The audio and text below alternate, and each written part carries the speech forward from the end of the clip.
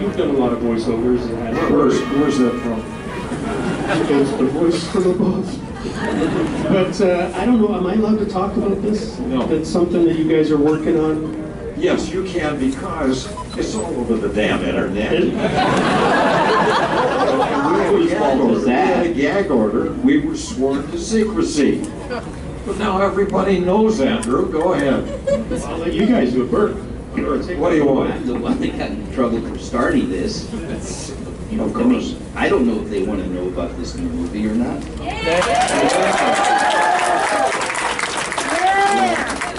As you know, the new movie is a full movie animated. And what they've done, they brought Burt and myself and Julie Newmar back and a few others, and we've done a full-length movie for Warner's. Now what they've done, they sensed that we're wonderful.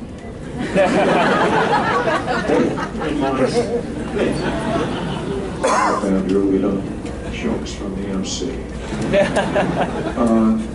What happened was that they decided that the 60s were coming back. And indeed, they have pretty much. And you know, what goes around comes around. So they decided that Burt and I should do another Batman movie, which we've done. And believe me, the script is wonderful. You guys are going to love it. It's an homage to the comics, to us. It's funny.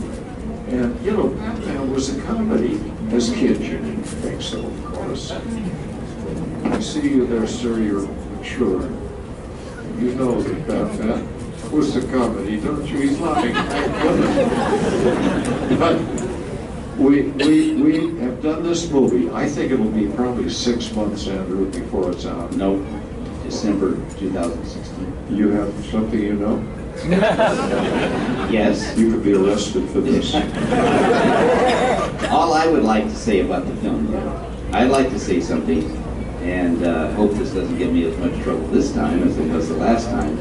But you know what our show was about, and you all watched it, right? And you certainly have, many of you have seen the new movies, right? I mean, it's a world apart. You know, it's 50 years ago, and it's today's world. Oh, we're kidding. What's exciting about this, and I would just want to share with you without really revealing anything that would mess it up, it is in between. It's got the greatest things of which you remember. It is up to date, and it's dark, and it's cool, and it's great, but it's wonderful for every kid, every mom, every teenager. It is today's, if we made our show today, this is what it would be, and I tell you, it's spectacular.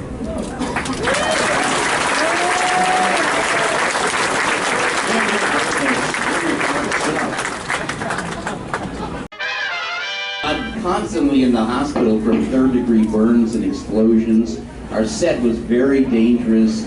I had a stuntman who didn't look like me, so they never used him. In fact, I would always ask, well, where is my stuntman? Oh, he's having coffee with that one.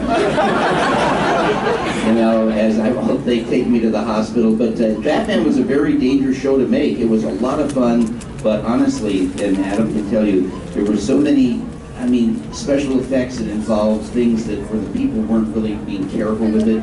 For example, I was tied down in the first episode, if you remember, with Frank Gorshin, the Riddler, on a table, and Batman was supposed to break in through the subway wall. It was supposed to be a breakaway wall, meaning it's built out of balsa wood, so you put a very small charge, everything flies all over the place, and he comes in. Well, in the infinite wisdom of the studio, they forgot to build a breakaway wall.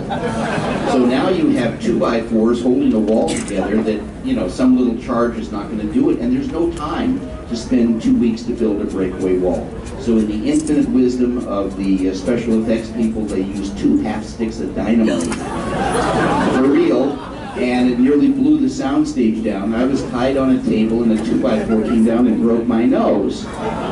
But I had a little bit of a pre-warning about that it's going to be dangerous, because you know something is wrong when it's 8 o'clock in the morning, you're tied down on a table, and the people with the special effects walking past you and you smell liquor under you. That is always a bad sign.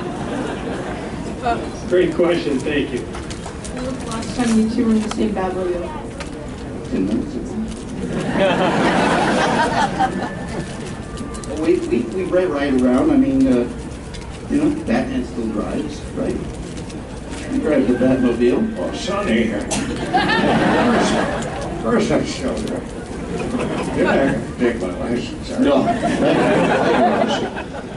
What do you mean? Still drive? Yes. I have 18 cars. I am so rich. Sound like this, Mr. Trump. We have a lot in common. I tell it like it is, folks. Good. Amen. Anyway, next question. Before I horribly embarrass myself, ma'am. You. You were surrounded by a lot of awesome stars like Tallulah Bankhead. I think she was the last video. It was her last show. Who was the most that you got really awe at? You know, like, you know, someone who, like, you just lost your breath, you know, is a new star. Well, every time Burt walked on the set, with those legs and what? Tallulah Bankhead, Yeah. and Burgess Meredith, Right. and Frank Gorshin, because we had such fun together. He was very funny. He was manic in the way he portrayed Riddler. It was really good stuff. And you're right, I was always impressed with these people, because I was just a little farm boy from Walla Walla. I didn't know what to do. Never knew who I'd be standing here with. You know, there were pretty famous people, and I was just fighting. Thank you. I was just fighting and clawing my way up. We better take another question before Probably we would. start crying. Hi, how are you? Good day. I wanted to ask you, what was it like working with Bruce Lee on the famous Batman Robin vs. Green Hornet episode? What was it like working with him? And what particular memory can you remember of best times working with him? He scared Burt to death. No, not at all.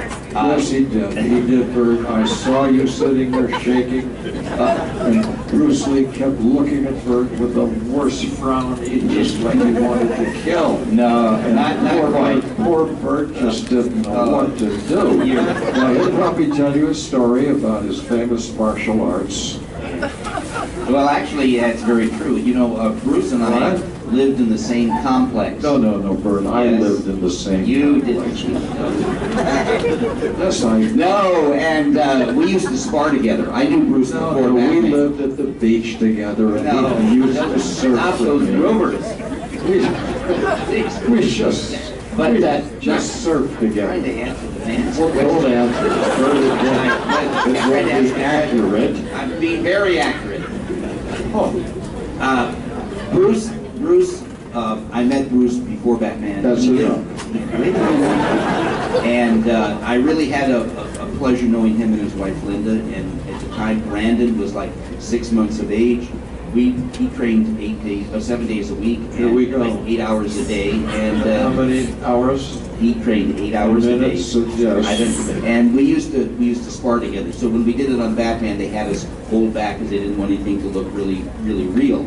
But my fond memories with Bruce were not sparring with him, but going down into Chinatown in Los Angeles because he was from Hong Kong. Well, that's and better. he used to order all the right kinds of exotic foods that they didn't even normally serve. So it was a lot of fun knowing him. And of course it was a pretty tremendous tragedy to lose him and to lose his son Burt. But I have great fond memories of that. And one piece of trivia, Bruce's first film fight scene of his career on film was fighting me.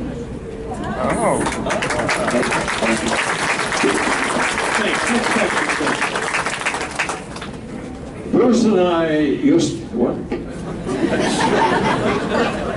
Hello, this question is from Mr. West. What? I'm getting there. I'll get to it, I promise. Keep it clean. All right. It was straightforward with it. Family Guy. What is your... What do you think of the character they made you out of it as the mayor of the town? You voiced in it. Have you added your own kind of bits to it? What's it been like? It's all corruption and graft, and vote for me, damn it.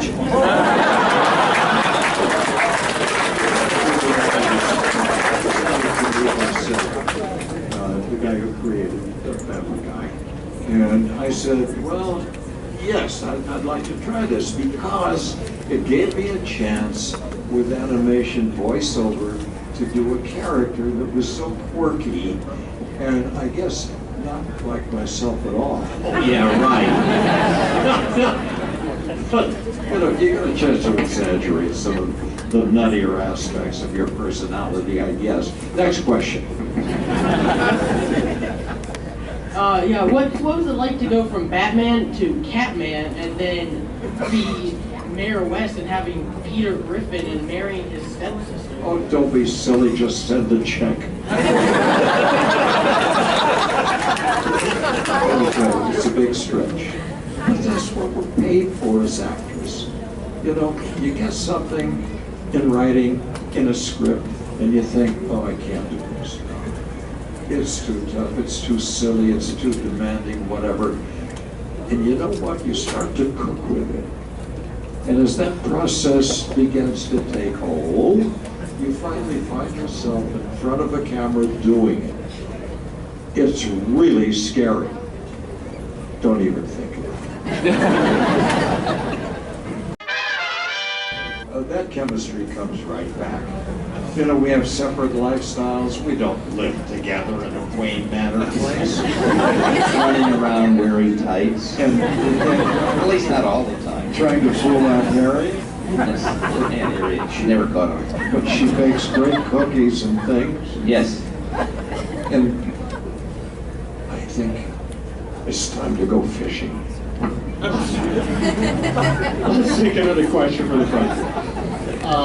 This is regarding a villain that star who rarely showed up, but he was one of the legendary masters of horror, and that was Vincent Price. I heard he was just as wild on the set as he was. Oh, he was excellent. Exactly. I have a story about him. He was actually, when I was a kid growing up, I was scared to death of the movies he did and everything. So when I heard that he was going to be on our show, I was really thrilled to meet him. And he was a very, very nice man. But we had a scene on Batman where I'm captured, if you remember, and Egghead is like got a chokehold on me, and he's got an egg. We've got a whole bunch of eggs, but the scene is Batman's going to come in and rescue me. So they start filming, and the first thing is he's breaking eggs over my head, right? Real eggs. And until you've had eggs go down your cape, your undershirt, and then into your undershorts, and you just haven't lived. But in any event, normally Vincent Price is such a great actor, he doesn't make mistakes. I mean, he just does it the first time, and same with Adam. But for some unknown, mean reason, they both kept making mistakes. So he's breaking eggs. Adam, as Batman, comes in. He says a line, and either Vincent flubs his line or Adam flubs the return line. We went through 12 takes and about a dozen and a half takes. I was so angry at that. So just blood in my eye. Let me tell you that when he lets go of me, I'm supposed to pick up an egg and throw at him. But instead, I picked up a whole dozen eggs, and I slammed it on the top of his egg, and his egg moved over. For the rest of that scene, his egg was off kilter. True story. It was not comfortable. The tights were itchy, and that callus was 180 degrees inside. But I still have my bat jammies.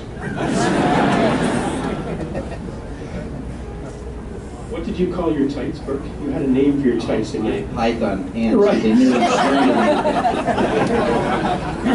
That kind of sums it up. Sir? Thank you so much for coming.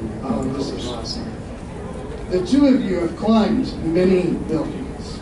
And while you've been doing it, you've seen a number of cameo stars. And I'm just wondering, as you were climbing up these buildings, which were probably your favorites that you had on the show? Go ahead, Burt.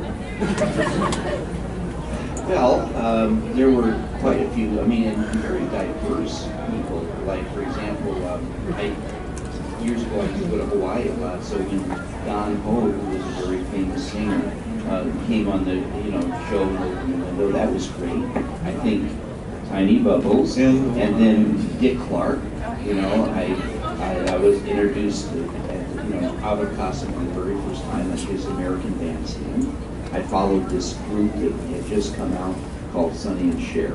And then we had Jenny White, who of course is an animal, dog lover like me. So we've had some wonderful people. I think you were excited about the Carpet King that was on the show because you were hoping to get free carpets. No, I was excited about Betty Moore. Holy nookie.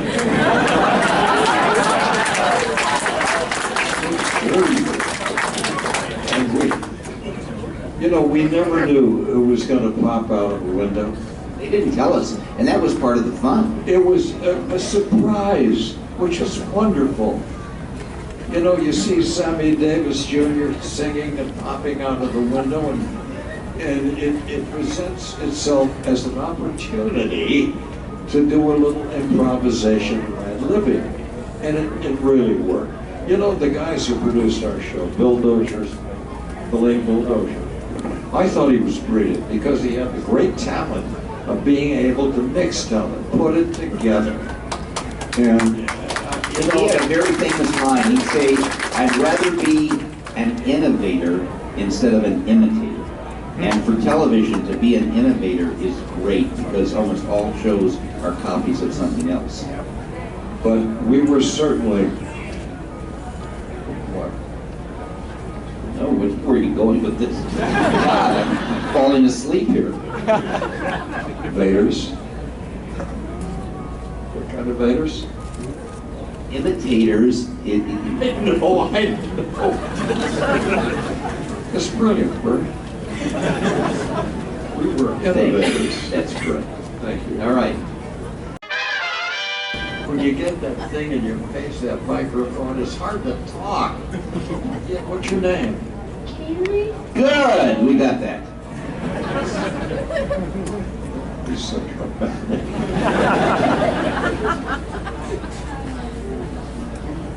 So, when you were Batman, then how did you turn back into Bruce Wayne and Dick Grayson?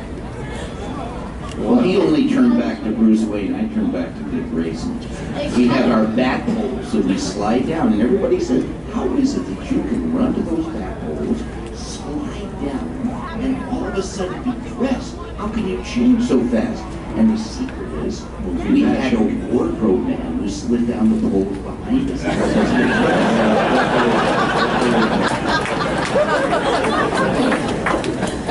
It's movie magic. They use the scissors. Come over here. Come on.